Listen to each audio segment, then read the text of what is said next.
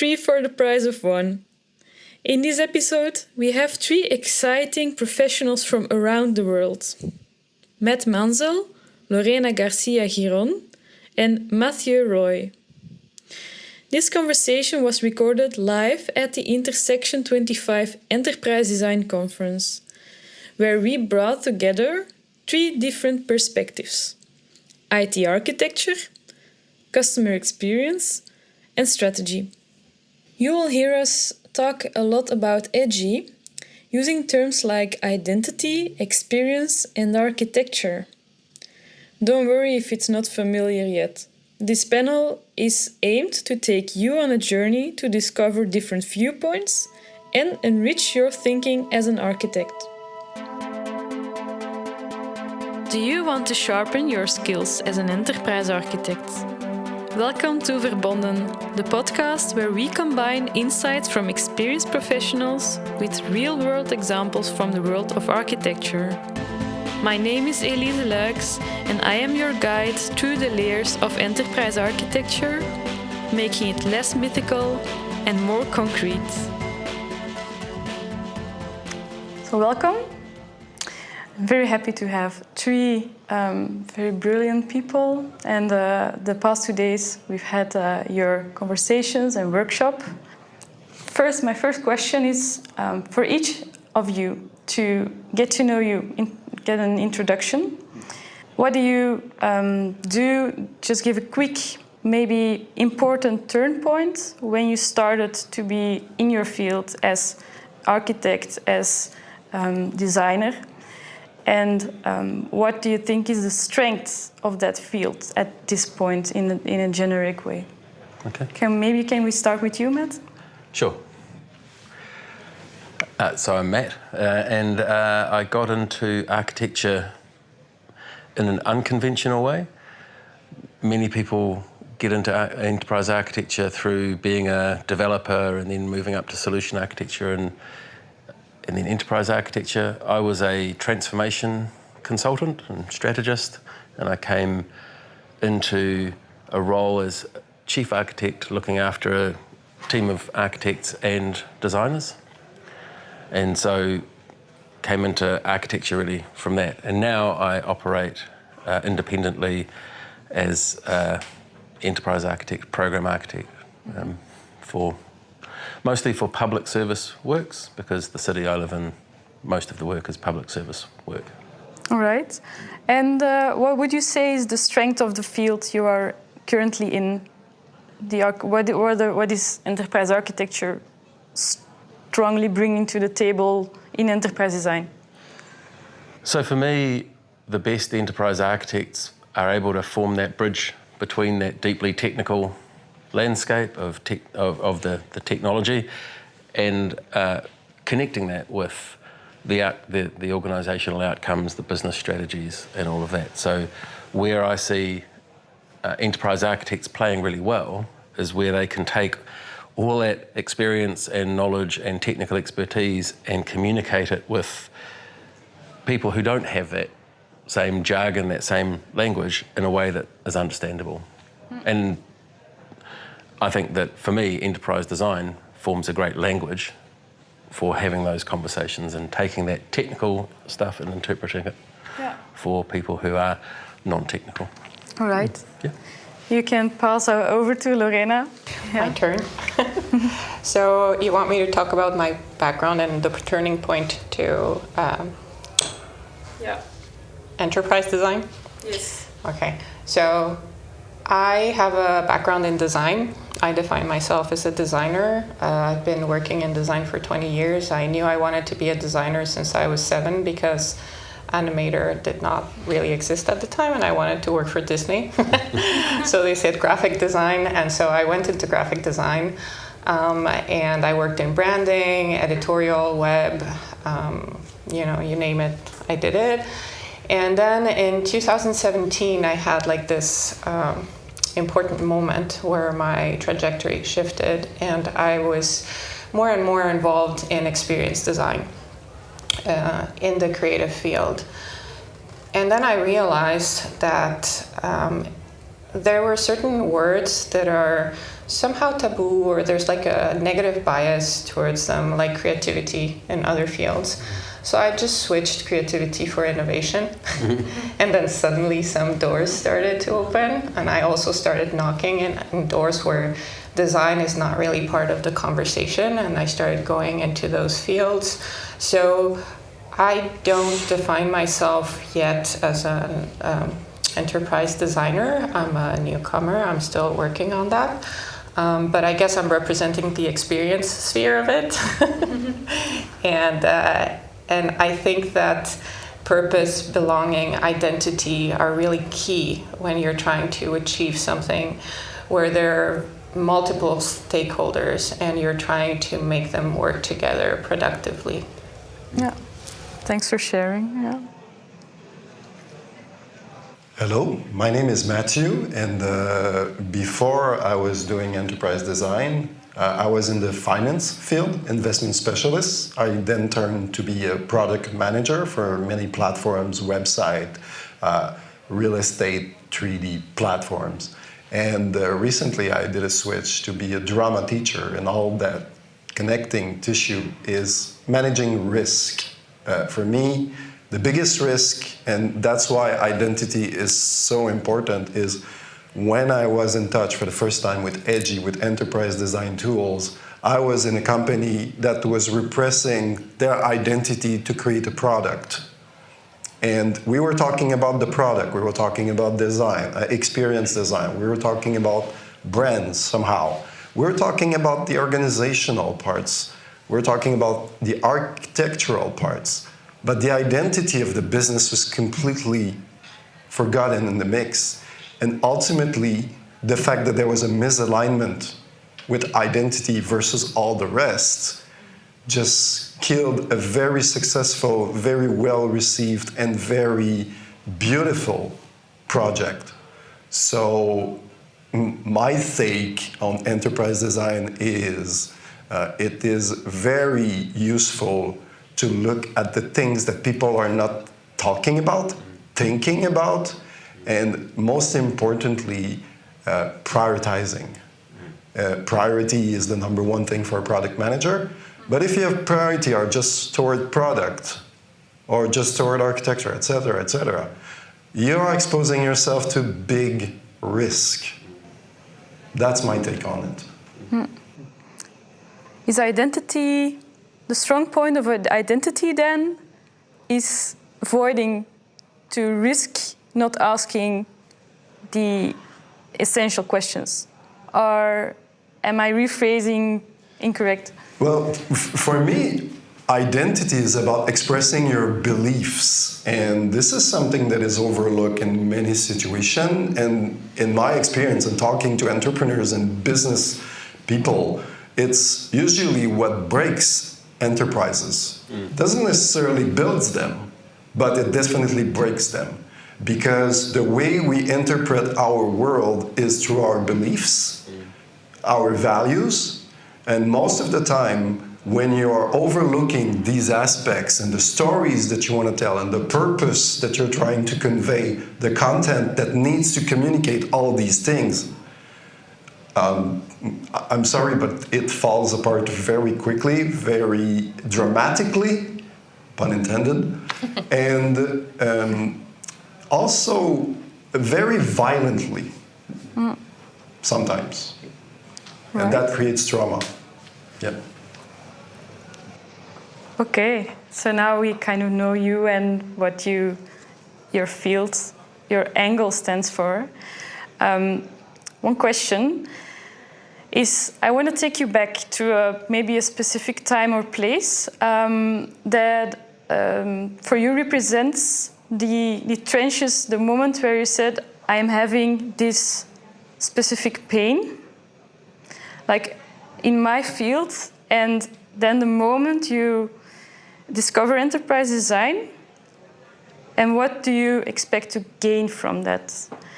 So I see you're nodding, but you probably have a moment of time in your mind. So please just explain shortly what is your the pain you were experiencing, and then enterprise design. How did you discover it, And what did you think? How did you think it was gonna help you with the pain? As I said earlier, I got a job where I was the manager of a team of architects and a team of designers, and they both tended to think their view of the organisation and the work was the right view, and the other one was wrong for various reasons. So the architects thought the designers were too fluffy, and the designers thought the architects were far too technical and didn't really understand the business. And it was my job to create one team. And fortunately, a friend attended the Lisbon 19 conference, came back raving about this new thing called enterprise design. And so we sat down, she talked me through it, and then I thought, this is exactly what I need, because it helps me to create a common understanding amongst these very key disciplines that enables them to work together. Yeah. So I got her to facilitate some workshops, and we worked through a business model and a common working model for us so that they could collaborate on work and respect each other's capabilities without diminishing the other capability. Okay. And it mostly worked. Yeah. What was the impact? Yeah. What was the impact of both teams, the designers and the architects, not working together? What was the actual? What did it lead to? An awful lot of grumbling. One of the tangible problems was that when we had a project, an architect would go and do solution options. And I also had a team of business analysts too. And the business analysts would go and do an options analysis, and the designers would look at options in a different way. And about 80% of the work they were doing was really the same stuff. And then there's unique elements to each part of it. And so we were effectively wasting time and money by repeating the same work over and over again to get 3 different outputs that were largely the same, but had really key insights that were really important from each point of view. And so that was one of the key target areas for me, was to get them to work out how to collaborate on doing that particular piece of work, so that they could all benefit from the interviews the BA did, the workshops that the designer did, the analysis that and the technical analysis that the architect was doing, and then come together and produce one thing that represented all 3 views. Okay, now Lorena, maybe the different side. I'm very curious what your experience was.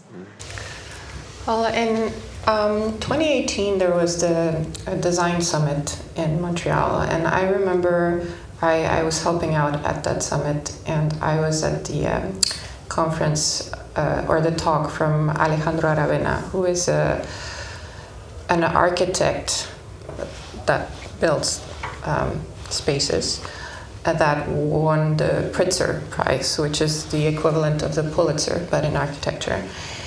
And there was this phrase, he was talking about participatory design and a project he did in Chile, the one that, made him win this prize. And it's called Half a House. And so they had this, very quickly, just to explain it, they had this budget for housing, social housing, but it wouldn't be enough to build a house where people would actually want to live, right? So they conducted participatory design, and through that they found out that within the culture, and if you go to Central and South America, even in North America, if you go to Mexico, building happens in phases. So what they decided to do was to build half a house and then let each family custom make their second half of the house. But the first half had the basics, the essentials. And this phrase that he said really stuck in my mind, and ever since it has been guiding me, which is, there's nothing worse than finding the right answer to the wrong question. Mm-hmm. So for me, it really is, doing that, asking questions, trying to find alignment, And in my case, it was when we started working with a group of German engineers, and actually like software engineers and intelligent mobility from all over the world. And the mandate was really simple. It was just to review the website. And the main point was because the search engine didn't really work. That's it in a nutshell. But when I asked them, like, why are you doing this? They would just answer compliance.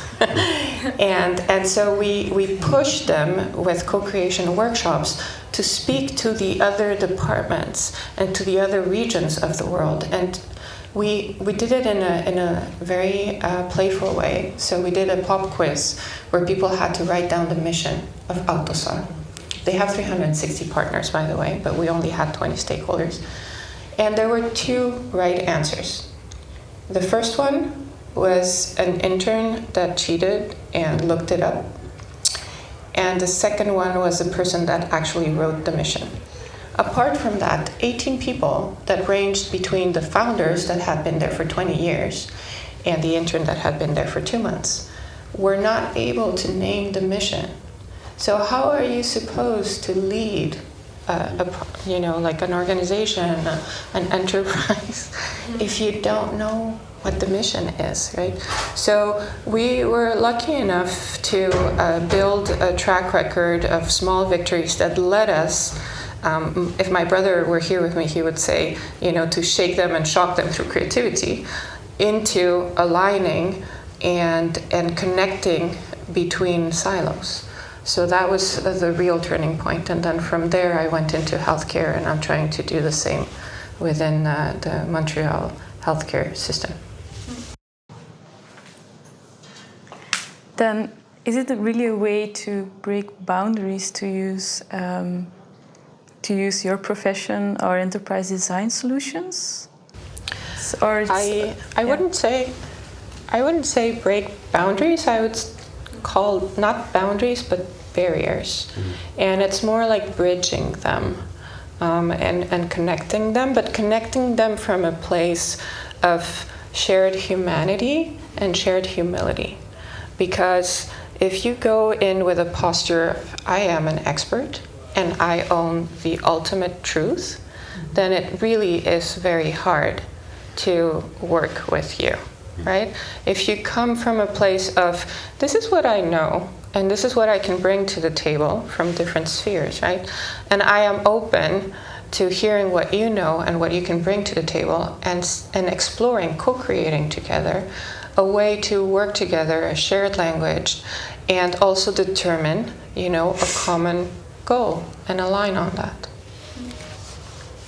Yeah, you can pass it on to Mathieu. So you were asking about what pain was really driving us. Yeah. In my case, the circumstances in which I started using enterprise design, like people come and go in businesses, and owners change, but unfortunately for us, it was both a colleague and one of the owners of the company, which was a beloved person by the whole team, who committed suicide. And the thing is, when chaos like that happens on a business, language issues are mixed with emotions, and it really becomes frustrating for everyone to even just say things, because we all are experiencing trauma. And what I did is start using EDGY, but for confronting the company about something that we haven't been looking at, which is the service side wanted to create, I'm going to use geeky terms here, sorry, because we were in 3D real estate, so we were using a lot of gaming technology. They wanted to build a high-end PC, highly customizable, highly powerful, etc., etc. My product team wanted to have a ready-to-play console for the people who are not able to build computers, but who want to play. And the clients, the users, were more about using iPads. So I confronted them on what are we trying to achieve here? How do we define ourselves? Because clearly the way we're looking at what we're supposed to do is disconnected.